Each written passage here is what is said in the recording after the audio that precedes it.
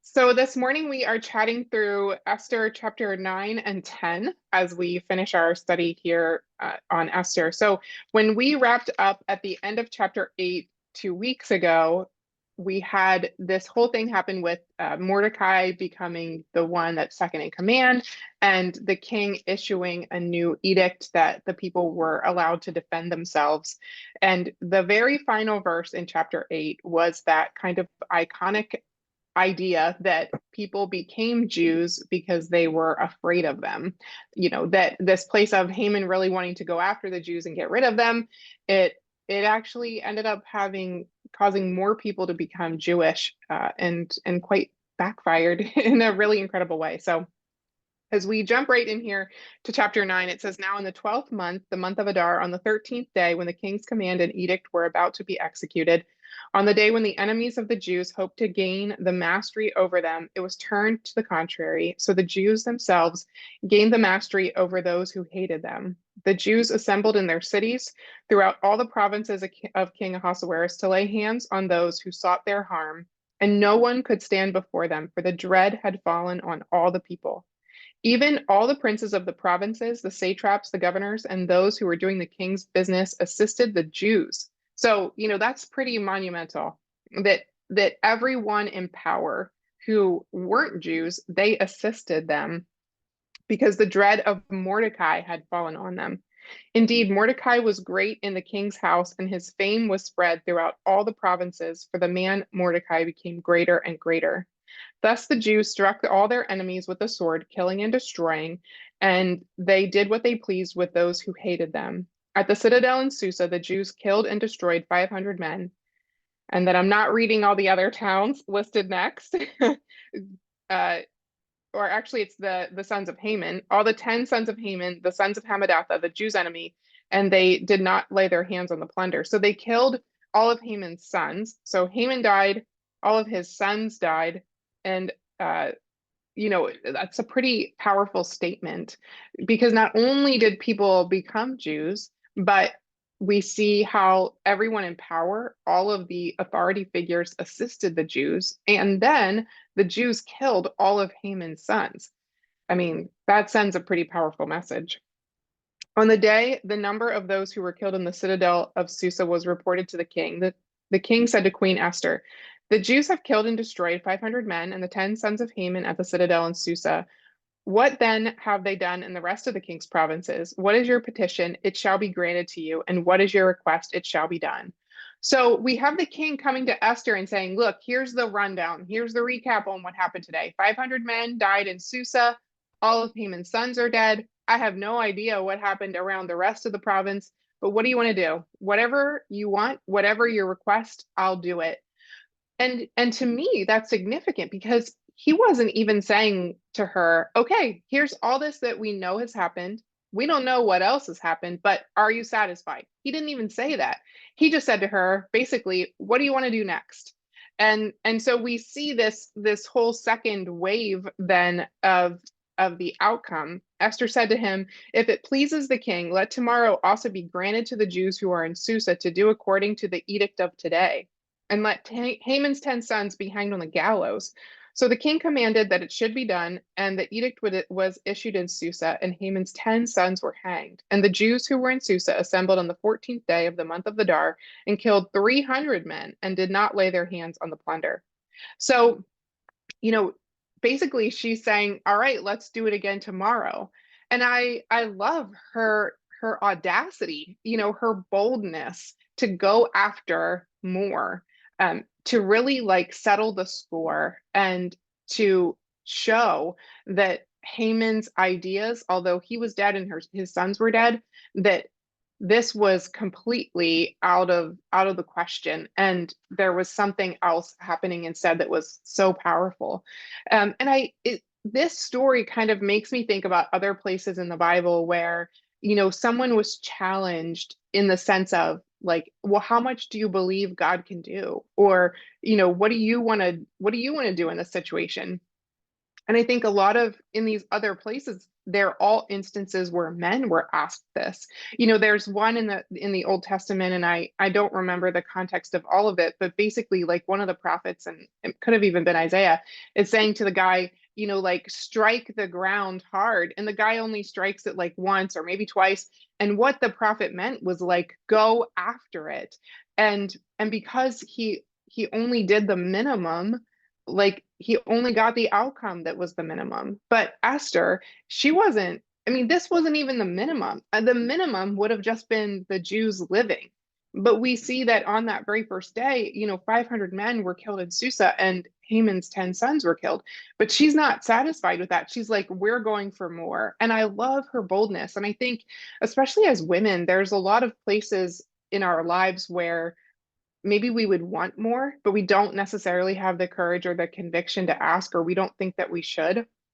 How many times are we kind of told or grow up in that mindset of like, be seen and not heard, or don't be too much, or don't ask for something that isn't your right to ask for, or we worry like, should I even ask for this? Is it okay to want this? And I think for women, it's often this place where we feel like we have to justify things.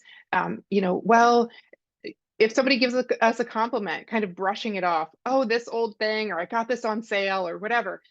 In so many ways, our mindset is not Esther's, because she had this incredible day where it wasn't just that the Jews lived, but that so many of their adversaries died. And yet, when, oh, sorry, my dog just came running through and was about to knock my light over. That wasn't even enough for her, and in a good way. That when the king said to her, "What else do you want?" She's like, "Let's do it again tomorrow." And I want to have that boldness. I want to have that courage. And I think if there's one thing that we can take away from this chapter, it's this place of saying, I'm not going to dumb it down. I'm not going to dumb down what I want or my impact. And I'm not going to tell myself that wanting more is a bad thing, or that I need somebody's permission to want more, or that I have to worry if it's okay, or, yeah, yeah, Cindy, little girls should be seen and not heard. Like there was nothing about Esther that was seen and not heard. She showed up and she owned what God called her to do. And there's so much of this story that's not even about her. In this chapter, we see them saying that it was the dread of Mordecai that fell on them. But Esther's the one who goes after the second day. And what would have happened had she not done that? What would the outcome have been if those other 300 adversaries hadn't been killed? And I'm sure that that sent a powerful message throughout the rest of the kingdom when they all heard that there was a second day of battle in Susa and how many more people died. It was powerful. And parts of me wonder, okay, obviously when Mordecai said to her that whole for such a time as this thing, he was talking about her talking to the king. He was saying like, you have to be the one that fights for this. You have to be the one that fights for your people.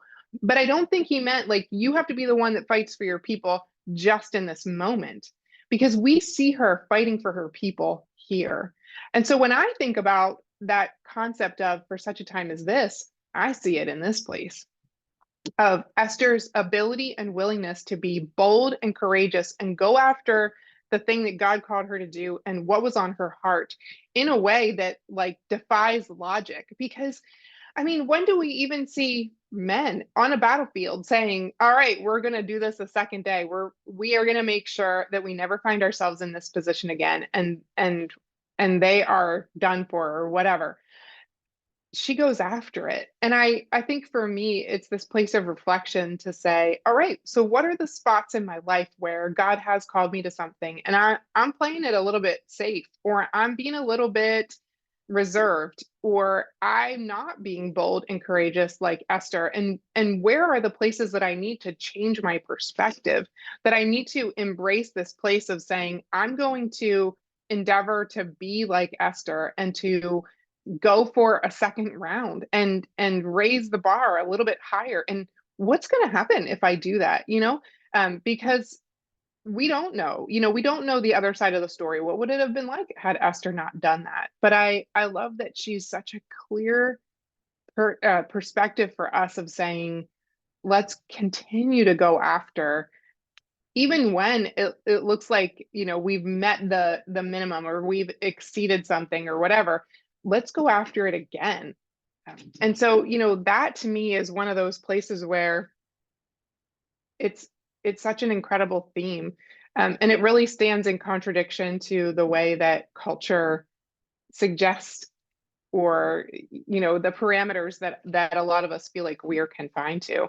So I'd love to hear your perspective on that, or even just the parts of that that resonate with you.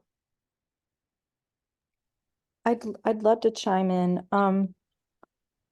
I I have felt called by God on occasions where I know in my heart it is God speaking because I don't want to do something.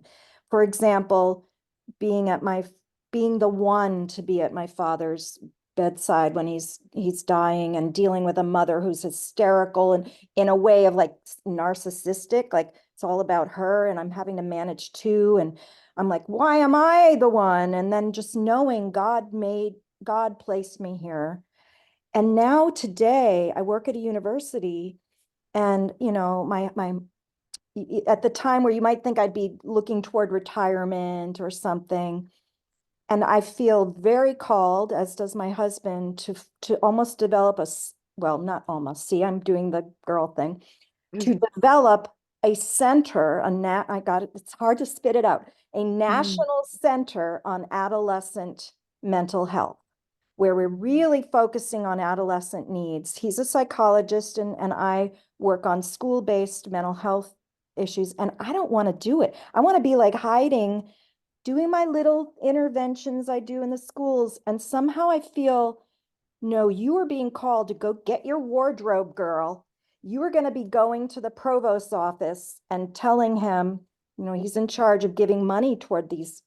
You've got to get on that podium stand and fight for the needs of kids today and mental health. And I'm like, I don't want to do that. But I know it. I know I have to. And this is why our meetings here are so important, because we've got a group behind us who also reinforces for us that, yes, God is behind these endeavors, that somehow, how am I going to do this? How am I I going to love Beth cheering you on with her pink pom pom. do Yes. So sweet. Thank you. Yes. Yeah. I think in those places, it's such a great point to kind of ask ourselves, why are we holding back? What's holding us back? And if we could see the impact and the outcome, the all of the young people that are going to be positively changed, have their lives changed because of what you and your husband do, and kind of the legacy of that. I think if we could see that in advance, there would be no way that we would be telling ourselves, I don't really want to do this. We would be saying, all right, let's go. We've got work to do. Yeah. But it's easy to just think, well, this is just me and this is just who I am and what kind of impact, can I make, and all of that. But I think it's being able to say, all right, God has called me for a purpose. He has asked me to partner with him for a reason. And if he gives me that invitation, he has something going on in it, and I think, especially for those of us who have adolescent age children or grandchildren, or just, we see the impact of the needs in society. For me, it's such a place of like, yes, yes, this is so needed. And clearly on the outside of the pandemic, and I think I wonder, in decades from now, how will we look back and say, wow, we missed it for this age group, where we didn't know that that was such a thing that shifted for all of them during the pandemic. I mean, I was having a conversation with someone else in the realm of psychology the other day, and saying, I really wish there was a study on how many people who used to be extroverts now would identify themselves as an introvert, and it's just because of the pandemic. So I think, sure, did adolescents need that kind of intervention before? Absolutely, but even more so now. And just the, the hoops you have to jump through, and the lack of services. Yeah, it's such a place of need. So I love that, your authenticity to say, this is where I feel like God has called me, but hey, I'm willing to own that I'm not always going after it. And then I think, for us to allow Esther's story to be this place that both challenges and compels us to move forward. Mhm. You know, Thank you. I'm cheering you on, because one of the things in my organization is there's a position that I could have obtained, and I kept trying to go for it. I've been with what I do for 28 years, and I kept trying to go for it and always hit roadblocks. Well, if I would have had retired in my position 2 years ago, because it's like, I don't want to say force, but you step into a position that you no longer have your unit, you no longer get to work with your girls, you no longer get to work with all your customers, you don't get to do what you have to do. And I kept hitting a brick wall and was so frustrated.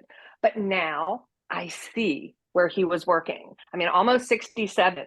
And I don't plan on giving it up for a real long time. And my husband's the same way. He loves his jobs. He's 71. He loves his job at the airport, being on their maintenance, be their firefighter, all that kind of stuff. And we still have the flexibility of doing our cabin time and things like that. And it's true, and I'm so excited for you, but where is God calling you? And sometimes you're right, we're like, but really?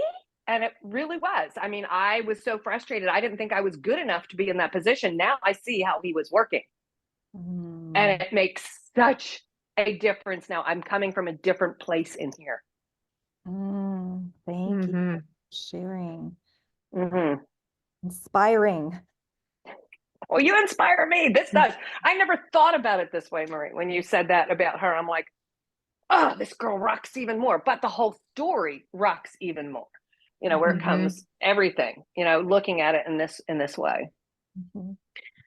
Yeah, in the rest of chapter 9, we see them talking about the Feast of Purim and, how that feast got started. And they still celebrate that every year. It's on the calendar. But I think, for me, it's this place of saying it's Esther's courage and Mordecai's courage, the boldness that they both exhibited. And Mordecai, like his unwavering focus.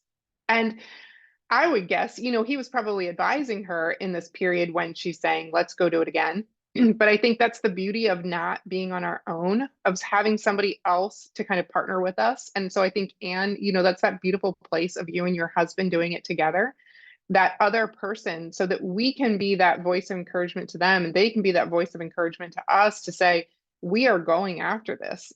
On the hard days, I'll be your encourager. And when you're tired, I'll hold you up. And you're going to do the same for me.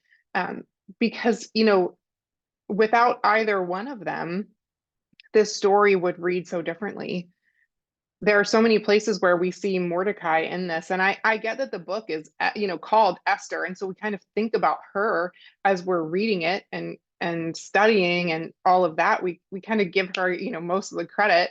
But I think the credit really deserves an equal distribution. And probably the book would have been better titled Esther and Mordecai or something, because I don't think she could have been who she was without him. And the king honors him in such an incredible way. I mean, I love the chapter 10 is really short and it's all about Mordecai, but the last verse 3 says, for Mordecai the Jew was second only to King Ahasuerus and great among the Jews and in favor with his many kinsmen, one who sought the good of his people and one who spoke for the welfare of his whole nation.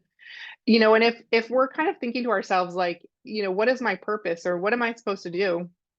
I think it's creating some kind of understanding about who we are and our identity that's a bit like Mordecai's. Mordecai sought the good of his people and spoke for the welfare of his nation.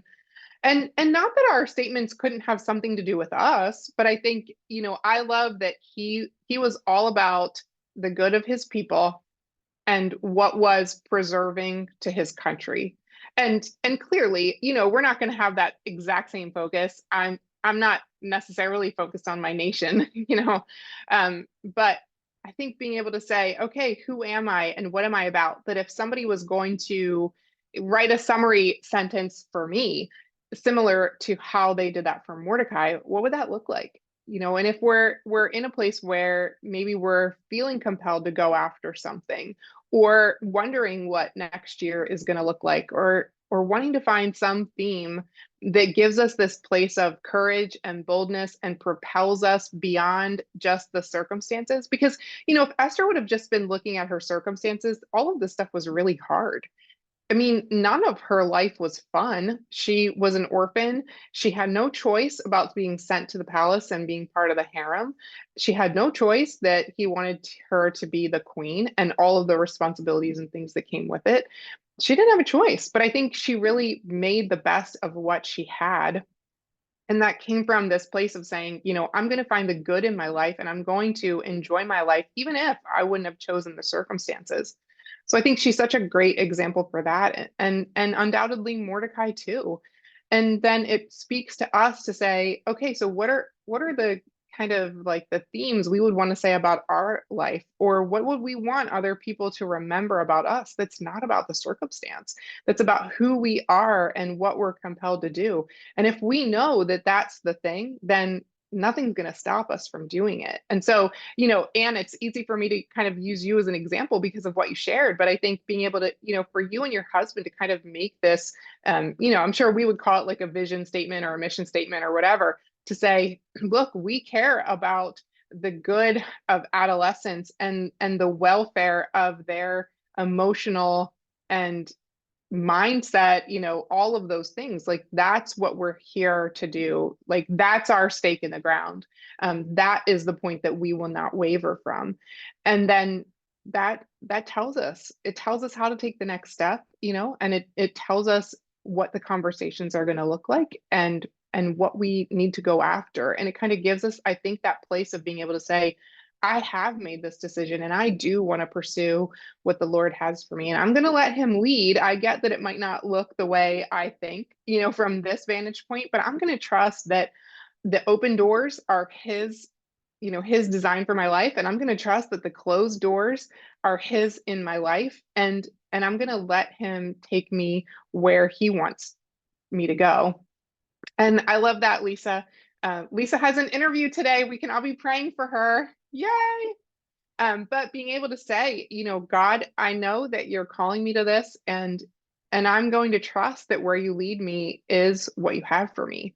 I think for me, one of the things that changed so much this year was that I decided I didn't need anyone's permission to be who I wanted to be, who I knew God was calling me to be, and I didn't need their approval, which also meant then that if they told me yes, it wasn't going to make me feel, like ridiculously amazing and be this place of pride because I wasn't looking for their approval. But if they told me no, it wasn't going to destroy me or stop me from doing the thing that God wanted me to do because I didn't need them to make me feel like I was in the right place. And I think, that's when I look at what God's done in my life this year, I don't think I could have done most of it if I hadn't had that perspective shift of saying, I don't need the approval and I don't need the permission. I don't need their yes, and the no's not going to stop me.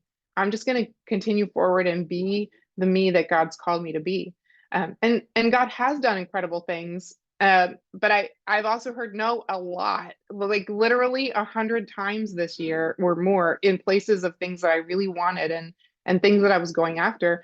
But where I'm at now, I couldn't have gotten there had I not had the no's and had I not just kept walking through the doors. And although, what we see in Esther's story is these yes points, the king and all of this stuff and her willingness to go after it, I'm sure she had some no's and I'm sure she had some places of self-doubt. But she didn't allow that to be the theme or the thing that silenced her. She just continued on anyway. And it is such a great place for us. And I think it's a good reflection point as we come to the end of the year of being able to say, where do I feel like God is calling me in 2024? And what does that mean? What does that look like? And am I willing to say, God, all I need is you and your leadership. I just need to trust that where you've opened a door, I'm supposed to walk through, and where you've kept it closed, that's also for my benefit. And that I don't need someone's permission or approval. I just need to be the me that you've created me to be. Yeah. Anybody have any final thoughts on Esther before we close out today?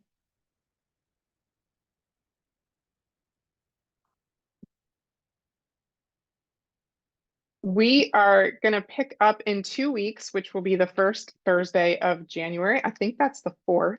And when I threw out there and said, okay, what would you guys like to study? I've had a couple ladies come back and say, how about Philippians? So I think we're going to study the book of Philippians. I'm really excited to jump into a New Testament book with you because we've done all Old Testament up until this point. It's such a great, I think it'd be a really good book to kick off the new year in this place of, joy and the perspective that we gain through Philippians. So we will do Philippians 1 in 2 weeks, and I'll give you some reminders and things about that. But next week we will be back with group coaching. So watch for the survey that you can fill out and submit your questions. We'll kind of have a like a year in review or prep for the new year kind of focus. All those things, talking a little bit about things like why don't goals often work and how do we structure them so that we feel this place of identifying this is meaningful for me in a way that's going to keep me tied in even when I don't feel like it, because we all get to those points where we're like, I don't feel like it anymore. So we'll talk through those things, and I'd love to answer whatever questions you have in relationship to that. But I hope that you all have a wonderful Christmas and, this place of just really finding the good that God has for you, even in the moments that maybe wouldn't have been the ones that you chose. So thank you so much for joining me on here today, and I can't wait to see you all next week. Bye.